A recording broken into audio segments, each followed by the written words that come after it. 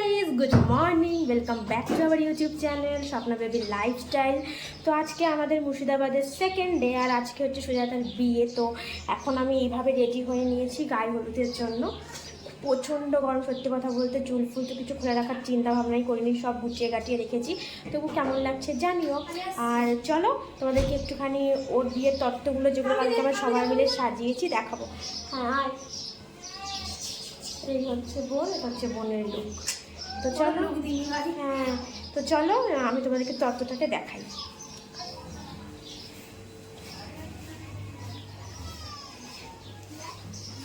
তো এইগুলো সব তত্ত্ব কাল আমরা সাজিয়েছি। তো চলো এবার আমরা ওখানে যাই, তারপরে গিয়ে আজকে ব্রাইডকে দেখাবো আর কি কি হচ্ছে সব শেয়ার করবো। সব দেখতে থাকো, সঙ্গে থাকো। তারপর আমরা যখন ওর বাড়িতে আসলাম তখন দেখলাম যে সুজাতা আমাদের বিয়ের কোণে ওকে এখানে কাকিমা আইবুড়ো ভাত দিচ্ছিল। কি সুন্দর করে সাজিয়ে গুছিয়ে গাঁদা ফুলের মালা দিয়ে বা ফুল দিয়ে এত সুন্দর করে সাজিয়ে দিয়েছিল, কি বলবো। আর ওকেও না প্রচণ্ড মিষ্টি লাগছিল। আর তারপর দেখো ওখানে দাদু আশীর্বাদ করছিল। তো এইসবের মধ্যেই তারপর দেখি হট করে আমাদের সুজাতা রেডি হয়ে চলে এসছে গায়ে হলুদের জন্য। আর দেখো কি অপূর্ব সুন্দর লাগছে মুখটা। বিয়ের চল পড়লে বোধহয় সব মেয়েকেই এতটাই সুন্দর লাগে, তাই না? ওকেও দারুণ সুন্দর লাগছিল। আর এই হলো ওর বোন, ইনিও আরেকজন সুন্দরী। চলো তোমাদেরকে এবার বাইরেটাকে দেখিয়ে নিয়ে আসি। তো এইটা হচ্ছে ওর বিয়ের গেট, যেটা সাজানো হয়েছিল। আর এই সাইডে হয়েছিল লাইট লাগানো, সেটা এখন বন্ধ আছে। রাতে কখনো যদি টাইম পাই নিশ্চয়ই দেখাবো। তো দেখো গেটটা এত সুন্দর করে সাজিয়েছিল ওরা। চলো এবার ভেতরের দিকে যাওয়া যাক। আর দেখো ভেতরে যখন ঢুকছিলাম, এই যে ভেতরটা, আর ওই যে দেখছো সামনেটা, ওখানটা কিন্তু বিয়ের জায়গাটা। চারিপাশটা এরভাবে সুন্দর করে প্যান্ডেল হয়েছিল, আর ওপরে হয়েছিল ঝাড়বাতি লাগানো। আর ওই যে ফুলের জায়গাটা কিন্তু বিয়ের জায়গা, খুব সুন্দর লাগছিল। আর এখানে সব রেডি হচ্ছিল, কারণ এখানে ওর বৃদ্ধি হবে। আমাদের মধ্যে বৃদ্ধি বলে, কিন্তু ওদের মধ্যে না একটা নতুন নাম শুনলাম, নানি মুখ, যদিও এটা আমি প্রথমবারই শুনলাম। আর দেখো এই কোনায় আমরা সবাই মিলে দাঁড়িয়েছিলাম, কারণ আমরা একটু ফটো সেশন করব। বিয়ে বাড়িতে ফটো না তুললে হয়? এত শ্বাস না হলে তো পুরো বৃথাই যাবে।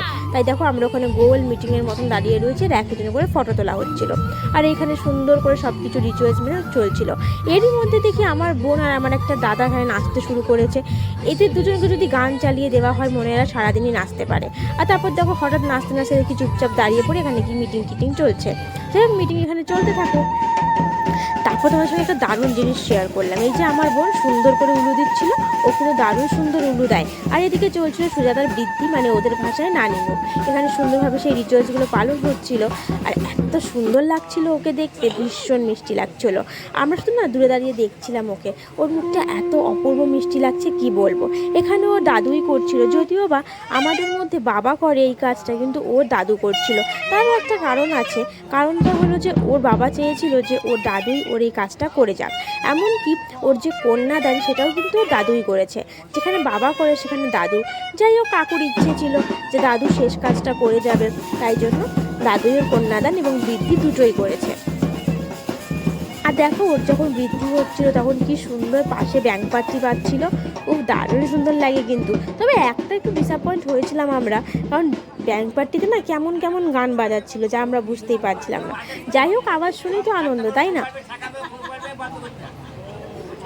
তো যেই ব্যাংক পার্টির কথা বলছিলাম, এই দেখো তারা কি সুন্দর বসে বসে এখানে বাজাচ্ছে। তবে কি বলো তো, একটু দাঁড়িয়ে দাঁড়িয়ে বাজালে বেশ সুন্দর লাগে। আর একটা জিনিস দেখলাম যে অন্য জায়গায় যখন আমরা ব্যাংক পার্টি দেখি, তারা কিন্তু একটা প্রপার ড্রেস আপে থাকে, কিন্তু এরা নিজেদের যেরকম পোশাক পরে তাই পরেই ছিল।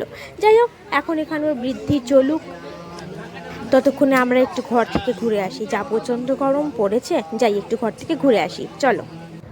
তো একটু বাড়ি আসলাম, যা বাইরে গরম আর যা রোদ, মোটামুটি বারবিকিউ হয়ে যাচ্ছে আমাদের। আর বাইরে একটা আইসক্রিম কাকু এসছে, এখন আইসক্রিম খাবো, তার জন্য টাকা নিতে এসেছি। আর তারপর যাব খেতে। আর এখানে না একটা মানে অন্যরকম নিয়ম, সেটা হচ্ছে আমাদের কলকাতায় যেমন রাত্রেবেলা খাওয়া দাওয়া হয়, এখানে দুপুরবেলা খাওয়া দাওয়া হয়। তো যাই, এখন খাওয়া দাওয়া করবো আর টাকাটা নেব, নিয়ে যাব। রাতেও খাওয়া দাওয়া হবে? হ্যাঁ, রাতেও যাত্রীরা খাবে। আর এখন মানে গ্রামের লোক, মানে পাড়া প্রতিবেশী যারা আছে, গ্রামের লোক সবাই এখন খাবে, আর রাতে বাড়ির লোকেরা খাবে বরযাত্রী খাওয়ার পরে। তো যাই হোক, আমরা এখন খেতে যাব। সবে একটা ব্যাচ বসেছে, ওটা উঠলে আমরা যাবো। তার আগে একটু টাকা নিয়ে যাই, কেন কি আইসক্রিম খাবো। তো তারপর আমরা চলে এসেছি খেতে, আর এসে আমি আর রিম্পা মানে আমার সঙ্গে যে আমার বোনটা গেছিলো আমরা বসে পড়েছি। আর এখানে জায়গা রেখেছিলাম আমার বোনের জন্য, একটা ভাই এসে বসে পড়েছে, তাই ওকে বলছিলাম যে ভাই ওঠো, এখানে বোনের জন্য জায়গা রেখেছি। কী করবো, ও আসছিলোই না, এই জন্য আমাকে জায়গা ধরে রাখতে হচ্ছিলো। আর ওখানকার লোকেরা না রেগে যাচ্ছিলো, কী আর করবো, রাগ করলেও তো কিছু করার নেই। আর তারপর ফাইনালি দিয়েছে আমাদেরকে খেতে, আর আমি দেখো কীরকম রাক্ষসের মতন খাচ্ছি, আসলে প্রচণ্ড খিদে পেয়েছিল, কী করব। আর যেই না ভাত আর গরম গরম ডালটা দিয়েছে না, উফ, মুখে যখন দিচ্ছিলাম শান্তি লাগছিল। খিদের পেটে বোধহয় মানুষের এরকমই হয় জানো, ভীষণ খিদে পেয়েছিল আমাদের। আর তাই দেখো ফটাফট করে আমরা এখানে খেতে আরম্ভ করেছি। খাবারগুলো আর দেখাতে পারিনি, কারণ সবাই এখানে খেতে ব্যস্ত, ভিডিওটা আর কে করে দিত বলো। সেই জন্য কোনো মতে নিজে যেটুকুনি পেরেছি ওইটুকুই তোমাদের সাথে শেয়ার করলাম। তো ওই মেনুতে কী কিছু তোমাকে চট করে একবার বলে দিই। ভাত ছিল, ডাল ছিল, একটা পাঁচমিশালির তরকারি ছিল, ছিল পটল চিংড়ি, মাছ, চাটনি, মিষ্টি, আর ছিল ঝুরি আলু ভাজা। দারুণ খেয়েছি কিন্তু, যাই বলো তাই বলো। ও হ্যাঁ, একটা জিনিস তো বলতে ভুলেই গেলাম, সাথে ছিল ফ্রাইড রাইস আর ছিল একটা মিষ্টি মিষ্টি ডাল। যাই হোক, এখানে আমরা খেতে থাকি, আর তারপর যখন বিকেলে রেডি টেডি হবো তখন তো আবার তোমাদের সঙ্গে সবটাই শেয়ার করতে থাকবো। তো চলো আগে ফটাফট করে খেয়ে নিই। খাওয়া দাওয়া কমপ্লিট করে বাড়িতে চলে গেছিলাম রেডি হওয়ার জন্য, আর দেখো আমি সেজে গুজে চলে এসেছি। তো এইটা হচ্ছে আমার ফাইনাল লুক। আর আমার পাশে সব বন্ধুরা দাঁড়িয়ে ওরা বলছিল ভিডিও যখন করছিস আমাদেরকে তো বলবি সরতে। যাই হোক, কী আর করবো, এটা হচ্ছে আমার লুক। কেমন লাগছে অবশ্যই কিন্তু জানিও। যেইটুকু পেরেছি নিজে নিজে রেডি হয়েছি আর কি। এবার তোমাদেরকে একটু বোনকে দেখিয়ে দিই। এই হচ্ছে আমার সুন্দরী বোন। বোনকেও কিন্তু দারুণ সুন্দর লাগছিল, তাই না? আমার তো দারুণ সুন্দর লাগছিল, তোমরাও কিন্তু কমেন্ট করে জানিও যে ওকে কেমন লাগছে।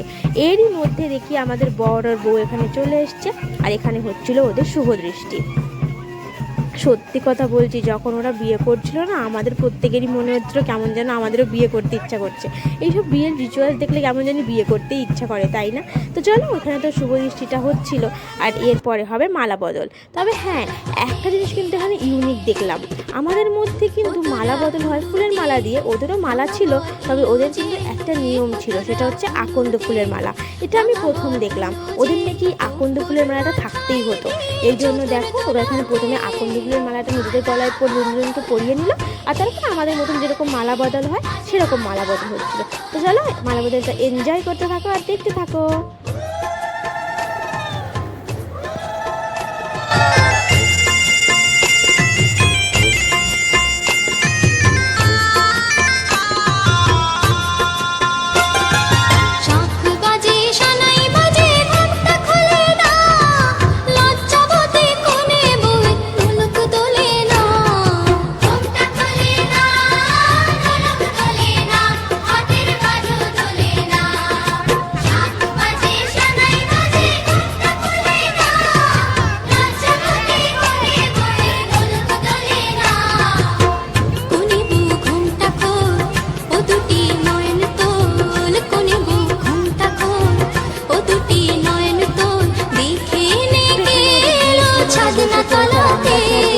দেখো একজোট হয়ে দেখছিলাম এখানে, এত সুন্দর লাগছিল। আর বিয়ে রিচুয়াল দেখতে কার না ভালো লাগে, আর যতই বিয়ে দেখছি আমাদের তো বিয়ে করতে ইচ্ছা করছে। যাই হোক, ভাবলাম ঠিক আছে তুই আগে বিয়েটা কর, তারপর না আমরা বিয়ে করবো। আর এখানে আমরা সব এক লাইন বেঁধে জোট হয়ে সব বন্ধুগুলো দাঁড়িয়েছিলাম। দেখতে কিন্তু বেশ দারুণ লাগছে, তাই না? কি সুন্দর কালারিং শাড়ি পরে যে যার মতো করে সেজে রেডি হয়ে নিয়েছি। আর তারপর দেখো ওরা এখানে বিয়ে করতে মিলে বসেছে, আর তখন এটা ওদের হাতের উপর হাত রেখে কিছু একটা করা হচ্ছিল। সব রিচুয়ালস আমি জানি না, কিন্তু খুব সুন্দর লাগছিল কিন্তু। আর দেখো কি সুন্দর গায়ের উপরে গামছা দিয়ে দুজনকে সামনাসামনি বসিয়েছে, আর কি যে ভালো লাগছিল। ও এটা বোধহয় কন্যাদান হচ্ছিল, ওই যে পাশে দাদু বসে আছে, ওটা দেখেই বুঝলাম।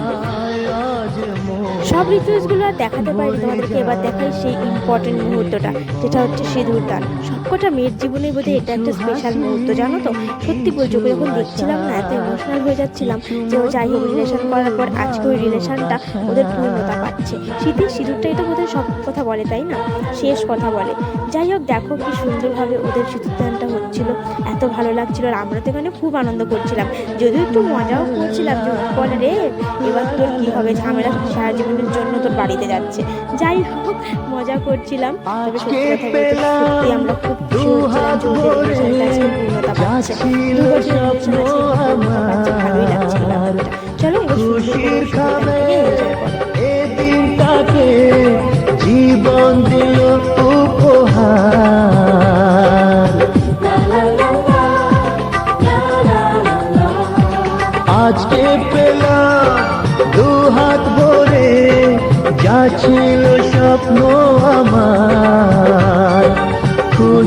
থামে এ দিনটাকে জীবন দিল উপহার কিছু কিছু সুখে লগন চোখে সিঁদুর দান তো কমপ্লিট, এবার একটু পাগলামি হয়ে যাক, মানে আমরা একটু যখন নেচে আসি। ও কি যে আনন্দ করছিলাম কি বলবো, এইদিকে বাজছিল বক্সের গান আর আমরা এখানে পুরো পাগলের মতো নাচছিলাম। আর তাও আবার দেখো কি বলবো, মানে কারো কোনো চিন্তা নেই, কারো চুল খুলে যাচ্ছে, গেমে নেমে স্নান হয়ে যাচ্ছি আমরা, কিন্তু কি করবো, এনজয়টাই তো ফার্স্ট, তাই না? দেখো কি নাচটাই না সবাই মিলে নাচছিলাম। তবে একটাই দুঃখ যে একটু অন্ধকার ছিল বলে ভালো করে ভিডিওটা আসেনি, কিন্তু যেইটুকুনি এসছে আর কি।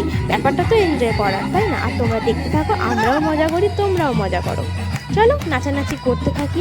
আর হ্যাঁ, নাচানাচি করার পরে কিন্তু বড্ড খিদে পেয়েছে। আর খিদে পেয়েছে কেন জানো? দাঁড়াও বলছি, নাচটা আগে দেখে নাও, যখন খেতে বসবো তখন তোমাদেরকে কারণটা বলবো যে কেন খিদে পাচ্ছিল।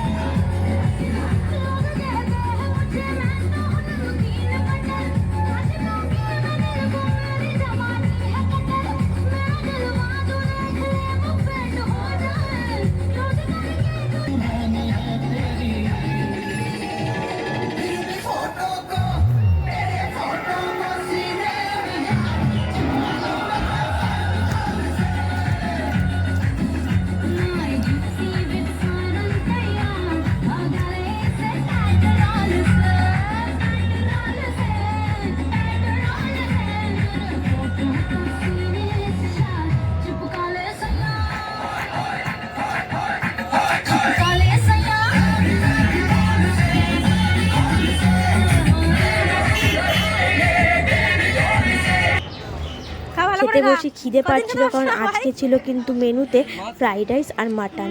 যা খিদে পাচ্ছিল তাই আমরা এখানে খেতেও বসে পড়েছি। আর এখানে যেমন খেতে দিচ্ছিল, বোন বলছিল কিরে খা, কোনোদিন তো খেতে পাস না। সত্যি কথা, যা খিদে পাচ্ছিল, যাই না আমার রিবাইতে গিয়ে বেশি বেশি করে খিদে পাচ্ছিল, হবে হয়তো ভালো ভালো খাবার দেখে। যাই হোক, তারপর দেখো এখানে মাছে দিচ্ছিল আমাকে, আর আমি বলছিলাম যে আমায় কিন্তু পেটির মাছ দেবে না, জানো তো আমি একদম পেটির মাছ পছন্দ করি না। যাই হোক, খাওয়া দাওয়া কমপ্লিট করে নিয়েছি। আর এইবার ছিল সব থেকে কষ্টের মুহূর্ত, কারণ সত্যি প্রতিটা মেয়ের কাছে না এই সময়টা বোধহয় বড্ড কষ্টের হয়। ছোটোবেলা থেকে এত বছর ধরে মা বাবার বাড়িতে থাকার পর যখন অন্য বাড়িতে চলে যেতে হয়, এর থেকে কষ্টের বোধহয় মেয়েদের কাছে আর কিছুই হয় না। আর এই মুহূর্তটা ছিল সেই মুহূর্তটা যখন সুজাতা আমাদেরকে বিদায় জানিয়ে বাড়ি থেকে যাবে ওর শ্বশুর বাড়িতে। সব থেকে বড় কথা হচ্ছে এইখানে এই রিচুয়ালসটা না আমার একদম ভালো লাগে না। ওই যে চাল দিয়ে বলতে হয় না মা বাবার ঋণ শোধ করলাম, তোমরাই বলো মা বাবার ঋণ কখনো শোধ করা যায়? আমি তো কোনোদিন করতে পারবো না। যদিও বা কী করবো, বাঙালির রিচুয়ালস বলে হয়তো ওকে করতে হয়েছে, তবে ও কিন্তু বলেছে যে কখন ওই ঋণ শোধ করতে পারবে না। আর এই যে এই মুহূর্তটা যখন কাকু ওকে আশীর্বাদ করছিল, কী যে কষ্টের ছিল, আমাদের প্রত্যেকের চোখে ছিল জল। কি করব বলো, এই মুহূর্তটা তো সবারই খুব ইমোশনাল মুহূর্ত, তাই না? যাই হোক, দেখতে থাকো, আর কি বলবো।